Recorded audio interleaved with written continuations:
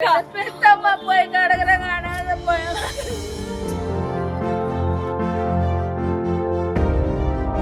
திடீர்னு போய் பார்த்தா தூக்க மாட்டேன்னு வாங்குது சார் என் குழந்தை.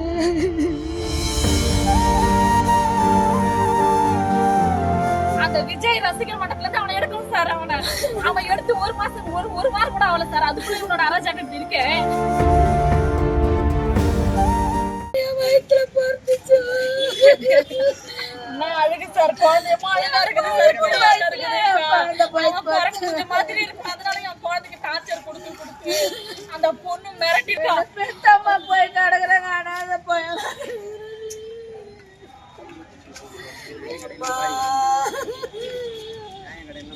அப்பாவை பறிக்குத்தே வருவார். ஒரு வருஷம் ஆகல.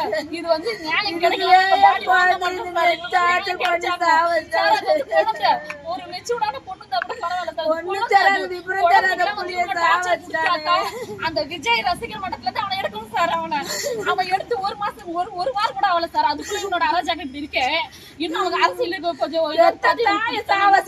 பப்ளிக்ல படிச்சே போய் சொல்றான் சார். என் பொண்ணு 13 வயசு பொண்ணு என் லவ் டார்ச்சர் பண்ணி அந்த பையன் 25 வயசு பையன் சரவணன்னு ஒரு பையன் சார். அந்த பையன் என் பொண்ணை நேற்று ஒரு ஃபங்க்ஷனில் கூட்டின்னு போய் என்ன பண்ணான்னு தெரிலங்க சார். அவள் அக்கா சங்கீதா, அந்த மாவட்ட செயலாளர் விஜய் மாவட்ட செயலாளர் குணசரவணன் சங்கீதா, இவங்க 3 இட்டுன்னு போய் என் பொண்ணை என்ன பண்ணாங்கன்னு தெரில சார். வீட்டுக்கு அழுதுன்னு வச்சு என்னென்னு கேட்டால் எதுவும் சொல்லுங்க சார். சரி நான் காலையில் விடிஞ்சு பேசிக்கலாம் படுக்கலாமா அப்படின்னு சொல்லிட்டு போய் படுக்க சொன்னேன்.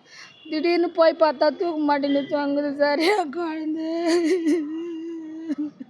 3 மாதம் இப்போ அது அதிகமாக 3 மாதம் ரொம்ப டார்ச்சருங்க சார்.